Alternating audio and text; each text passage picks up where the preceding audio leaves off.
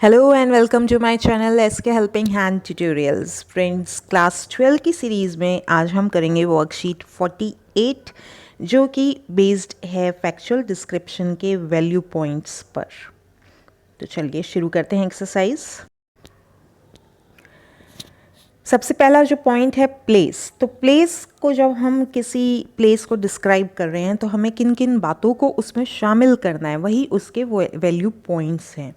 तो while describing any place mention it's name. सबसे पहले हम उसका नाम वगैरह बताएंगे, लोकेशन हम बताएंगे, उसकी डायरेक्शन बता सकते हैं, east west north east south. State हम बताएंगे, किसी स्टेट में कहाँ पे है वो, कौन सी सिटी में है, किस डायरेक्शन में पड़ेगा वो, ठीक है। और स्पेशियल रिलेशन, स्पेशियल माने कि उसका स्पेस रिलेटेड, दूसरों से क्या रिलेशन है। तो रेलवे स्टेशन के आसपास है, कितना दूरी है away from railway station, airport, near airport, behind, between, किन्हीं दो मॉन्यूमेंट्स के बीच में है, तो हम वो सब चीज़ें वहाँ पे बताएंगे।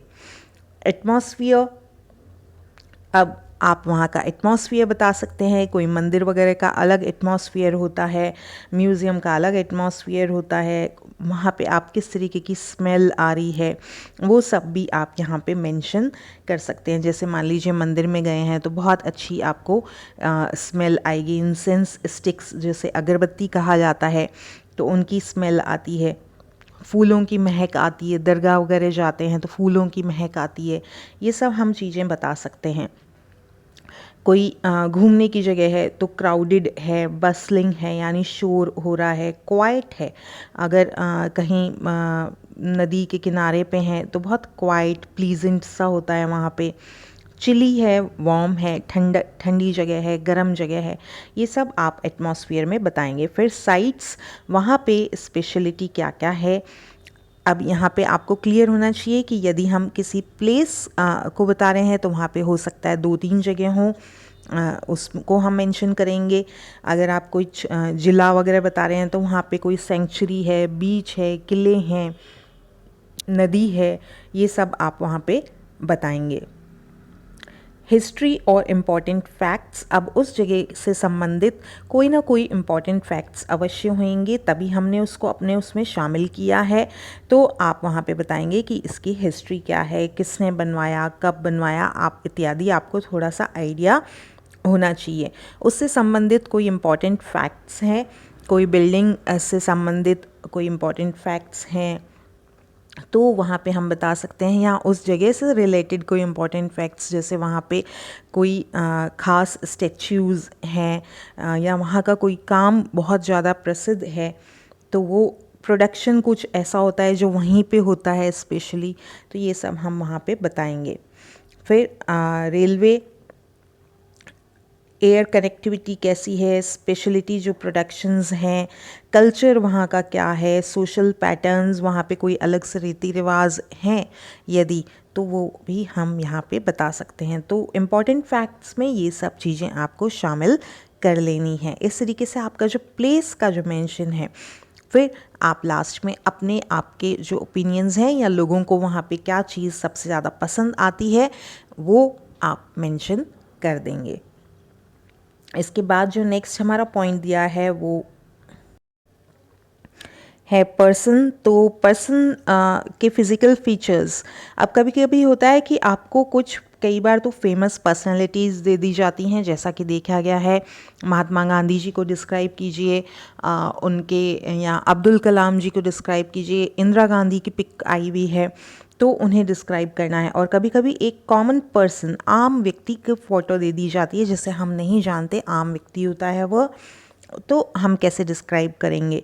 फिज़िकल फीचर्स यानी कि फेस की शेप कैसी है, बॉडी टाइप कैसा है, उसकी उम्र, आपको क्या अंदाज़ा लग रहा है उसकी पिक्चर देख के, हाइट उसकी, कॉम्प्लेक्शन उसका, बाल, hair, eye colour, eye colour कैसा है, ब्राउनिश है, ब्लू है, कभी कभी ग्रीनिश आइज़ होती हैं, या नॉर्मल ब्लैक कलर होता है। ड्रेस वगैरह, कुछ लोगों का ड्रेस सेंस अलग होता है, जैसे गांधी जी का था, है ना, तो वहाँ पे आप उसको मेंशन करेंगे। फिर व्यक्ति की, प्रत्येक व्यक्ति की कुछ अलग आदतें होती हैं, कि वह मान लीजिए सुबह सुबह जल्दी उठना या देर से उठना, सुबह उठते ही न्यूज़पेपर देखना या फिर वॉक के लिए चले जाना। तो अलग व्यक्ति की अलग अलग आदत है। इंटेलेक्चुअल क्वालिटीज़ एंड अचीवमेंट्स, अब उस व्यक्ति का बुद्धिमानी और उसकी जो उपलब्धियां हैं, क्योंकि चित्र दिया गया है तो वह हम मेंशन कर सकते हैं। यदि आम व्यक्ति है तो हम तो भी उसकी जो सामान्य एक उस प्रकार के व्यक्ति की क्या विशेषताएं होती हैं उनको हम लेते हुए मेंशन करेंगे। Emotional qualities, any incidents of life, यदि कोई महान व्यक्ति का चित्र है तो उनसे संबंधित नहीं है तो भी मान लीजिए आपको आपके फादर को डिस्क्राइब करने को कहा जाता है तो आप अपने जीवन की कोई घटना संस्मरण वहाँ पे मेंशन कर सकते हैं जो उनकी इमोशनल क्वालिटीज़ को बाहर उभार करके लाता है। लाइक्स डिसलाइक्स, उनकी जो पसंद है नापसंद है। लाइक्स का मतलब होता है पसंद, तो यहाँ पे आप डिसलाइक्स भी लिख सकते हैं, डिसलाइक्स। फिर योर ओपिनियन या पीपल्स ओपिनियन, लोगों के उनके बारे में क्या विचार हैं, यहाँ पे हम मेंशन करेंगे। लोगों के साथ उनके संबंध कैसे हैं, लोगों के उनके बारे में विचार क्या हैं, तो ये सब हमें मेंशन करना होता है। अब यहाँ पे इम्पॉर्टेंट पॉइंट ये आ जाता है, समस्या ये आती है कि आपका जो वोकेबलरी है वो डेवलप्ड होनी चाहिए। तो इसके लिए सहायता के लिए ये आप कॉपी में जो है वर्कबुक में आप ऊपर कहीं पे इसका टेबल बना सकते हैं अपनी सहायता के लिए। जैसे यहाँ पे आपको मेंशन किया है हाइट, तो height short, tall, average, build, build माने कि उसका बॉडी टाइप कैसा है, फ्रेल कमज़ोर है, स्ट्रॉन्ग मजबूत है, थिन पतला है, वेल बिल्ट है, अच्छी खासी बॉडी है। एज, अब आप एज यहाँ पे आप नंबर में मेंशन कर सकते हैं, अबाउट 42, 55, जो भी आपको एज लग रही है। नहीं पता चलता तो आप यंग बता सकते हैं, मिडिल एजेड बता सकते हैं, ओल्ड बता सकते हैं। फेस, फेस की शेप उसकी कैसी है, अब फेस की शेप्स कैसी होती हैं, राउंड होती है, ओवल, रिंकल्ड फेस है, स्कार्स हैं उसके फेस पे। कई बार ऐसा चित्र होता है कि स्कार्स होते हैं। व्यक्ति स्पेक्टिकल पहनता है, स्पेक्टिकल मतलब कि चश्मा पहनता है, तो वो सब आप मेंशन करेंगे। इमोशनल क्वालिटीज़ है, एनर्जेटिक है, काइंड है, जेंटल है, प्रैक्टिकल है, ये सब बातें हम यहाँ पे मेंशन कर सकते हैं। तो इस तरीके की वोकेबलरी आपको पर्सन को डिस्क्राइब करने के लिए आपकी डेवलप कर लेनी चाहिए ताकि आप इस तरीके के क्वेश्चंस को इजीली सॉल्व कर पाएँ। अब जैसे मान लीजिए हेयर आ जाता है, hair curly hair, long hair, short hair, brown hair, ठीक है। तो grey hair, grey white colour के जो सफ़ेद बाल आ जाते हैं तो जनरली इंग्लिश में उसे ग्रे हेयर कहा जाता है। तो ये सब आप बातें यहाँ पे मेंशन कर सकते हैं। नेक्स्ट जो पॉइंट लिया गया है वो है ऑब्जेक्ट एंड इंस्ट्रूमेंट का, तो इसको हम देखते हैं किस तरीके से लेना है। ऑब्जेक्ट्स एंड इंस्ट्रूमेंट्स यदि आ जाते हैं, कई बार आ जाता है वॉशिंग मशीन का आपको फ़ोटो दे दिया और आपको उसे एक्सप्लेन करना है। एटीएम का फ़ोटो दे दिया और उसे एक्सप्लेन करना है, या आपको कुछ फ़ोटो नहीं दिया, आपको दे दिया कि आपको फर्स्ट एड बॉक्स बनाना है, फर्स्ट एड बॉक्स को आप फैक्चुअल डिस्क्रिप्शन लिखिए। तो आप सबसे पहले तो ये बताएंगे कि आपको जो भी दिया गया है वो व्हाट इज़ इट्स नेम, उसके फीचर्स क्या होते हैं, स्पेशलिटीज़ क्या हैं, एक्सटर्नल में उसका डिज़ाइन, कलर, शेप वगैरह आप कुछ भी मेंशन कर सकते हैं उसमें। फिर इंटरनल फीचर्स, इस इंटरनल फीचर्स में मशीनरी, अब जैसे मान लीजिए फर्स्ट एड बॉक्स आ गया तो इंटरनल फीचर्स में क्या लिखेंगे आप, वहाँ डब्बे के बारे में तो नहीं लिखना ना, फर्स्ट एड बॉक्स के बारे में लिखना है, तो वहाँ मशीनरी तो नहीं है, तो हमने उसके अंदर क्या क्या किस तरीके की चीज़ें हमने रखी हैं। बैंडेज होनी चाहिए हमारे पास, कुछ जो बेसिक ट्यूब्स होती हैं, मेडिसिन्स होती हैं बेसिक, वो हमें लिखनी है। फिर पर्पज़, तो उसका पर्पज़ क्या है, जैसे मान लीजिए वॉशिंग मशीन आ गया, वॉशिंग मशीन का पर्पज़ क्या है, माइक्रोवेव का पर्पज़ क्या है, फर्स्ट एड बॉक्स का क्या पर्पज़ है, तो किस काम में आता है ये हमें मेंशन करना होगा। उसके पार्ट्स क्या क्या होते हैं, पार्ट्स आपको बताने हैं, यदि स्पेशली मशीनरी है तो उसके क्या क्या पार्ट्स होंगे। मान लीजिए कंप्यूटर आ गया तो कंप्यूटर में सीपीयू, प्रिंटर, मॉनिटर, ये सब आप मेंशन करेंगे and their functions. Washing machine है तो कौन से पार्ट्स होंगे, किस पार्ट में हम सर्फ वगैरह डालते हैं, कौन सा उसका लिड है, ढक्कन है, नॉब है, जो बटन्स होते हैं उन्हें नॉब कहा जाता है। तो ये वोकेबलरी हमें हर तरीके के क्वेश्चन को हमें अटेम्प्ट करना है। ये आपको वर्कबुक में इसीलिए दिया गया है कि आपके इस तरीके के क्वेश्चंस वहाँ पे आ सकते हैं, तो आप अपनी इनसे रिलेटेड वोकेबलरी ज़रूर डेवलप कीजिए। फिर उसकी नॉर्मल कॉस्ट, एवरेज कॉस्ट कितने से कितने तक में आ जाता है, फेमस ब्रांड्स उसके कौन कौन से हैं, यदि आपको पता है फेमस ब्रांड्स तो आप उसके फेमस ब्रांड्स आप बता सकते हैं। उन वस्तु का ध्यान रखने के लिए आपको क्या क्या सावधानियां बरतनी पड़ती हैं, कॉशंस आपको क्या क्या लेने पड़ते हैं। तो ये सब चीज़ें जो है ऑब्जेक्ट्स को मेंशन करने के लिए, आप इंस्ट्रूमेंट्स को मेंशन करने के लिए बता सकते हैं। ठीक है, नेक्स्ट जो है हमारा वो है विजिट एंड जर्नी। तो चलिए विजिट एंड जर्नी देख।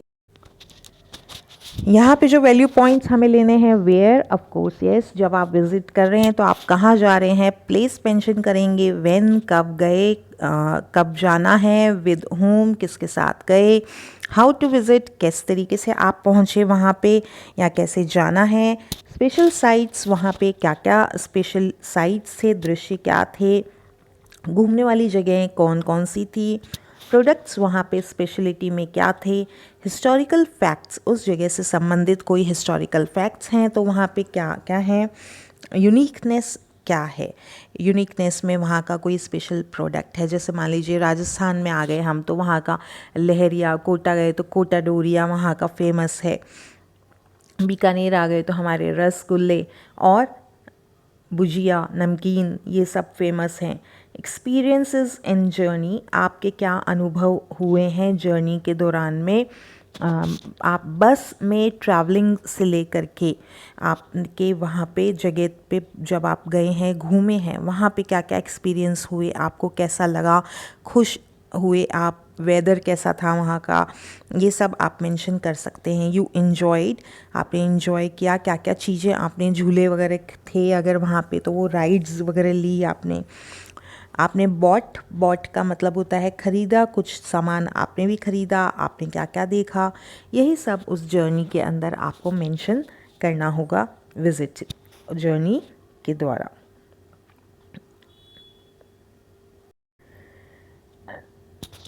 लास्ट जो पॉइंट लेना है हमें, activity, social matter and process. तो activity, social matter and process में सीक्वेंस ऑफ इवेंट्स को हमें बहुत ध्यान रखना है। अब जैसे मान लीजिए कोई भी प्रोग्राम स्कूल से रिलेटेड, एनुअल फंक्शन ही मान लेते हैं या रिपब्लिक डे सेलिब्रेशन मान लेते हैं, तो सबसे पहले क्या होता है, फ्लैग होइस्टिंग होता है, फिर उसके बाद जो है राष्ट्रगान वगैरह होता है, और फिर प्रोग्राम्स होते हैं, कल्चरल एक्टिविटीज़ होती हैं, प्राइज़ डिस्ट्रीब्यूशन होता है, गेस्ट जो आते हैं उनका स्वागत होता है।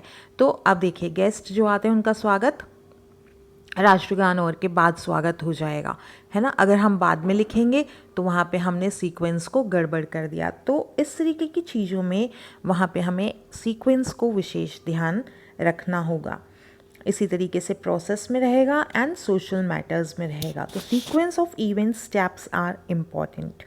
इफ़ एन एक्टिविटी और सोशल इवेंट, यदि एक्टिविटी या सोशल इवेंट वगैरह है तो कब हुई, कहाँ पे हुई, उसका जो वेन्यू है वो हमें बताना होगा।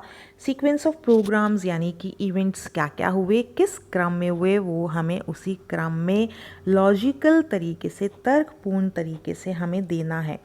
प्रोसेस में लॉजिकल बहुत ही ज़रूरी है। मान लीजिए आपको कहा जाता है चाय बनाने की प्रोसेस आप बताइए, तो अब हम अगर दे देते हैं कि आप जो है आप सीधे ही दूध ले लीजिए, तो हम सीधे दूध तो नहीं लेते, सभी को पता है। तो हमने क्या स्किप कर दिया, मेन स्टेप मिस कर दिया, है ना। तो वहाँ पे पानी लेना है, फिर चाय पत्ती डालना है, टी लीव्स डालनी है। So we cannot miss any step and the sequence also. Be logical, be concise, आपको शॉर्ट में लिखना है और स्टेप बाय स्टेप सारा लिखना है। अब जब इवेंट्स हो रहे हैं तो वहाँ पे गेस्ट या जजेस होंगे। मान लीजिए कोई डांस प्रोग्राम हो रहा है, किसी प्रकार का कोई कंपटीशन हो रहा है, तो वहाँ पे गेस्ट कौन है, जजेस कौन है, ये हम बताएंगे।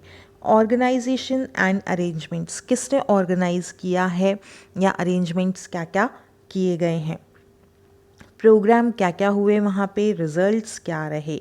अब कुछ भी इवेंट है या प्रोसेस है तो उसका रिज़ल्ट तो कुछ तो होगा ना, कुछ हमने काम किया, चाय का प्रोसेस बनाया तो फाइनली क्या रेडी हो गया, टी रेडी हो गई। In process describe how, step by step हमें मेंशन करना है, पर्पस मेंशन करना है, प्रिकॉशंस कोई सावधानियां हमें रखनी है उस दौरान में तो वो हमें ज़रूर मेंशन करना है। मटेरियल रिक्वायर्ड, प्रोसेस में हमें ये भी बताना होगा कि हमें किसी सामान की, कितने सामान की आवश्यकता है, कौन सा सामान और कितना, that means quantity also is to be mentioned. और फिर उसका रिज़ल्ट क्या रहेगा ये हमें वहाँ पे मेंशन करना होगा।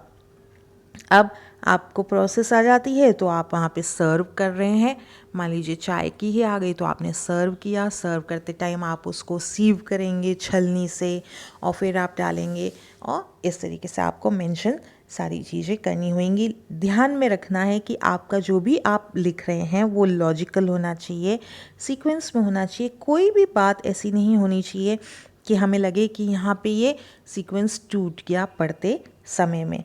तो उम्मीद है इस वीडियो की सहायता से आप एक्सरसाइज 48 बहुत इजीली कर पाएंगे और किसी भी प्रकार का डिस्क्रिप्शन भी अब आप इस वीडियो की सहायता से लिख सकेंगे। Do comment and do like and share. Thank you.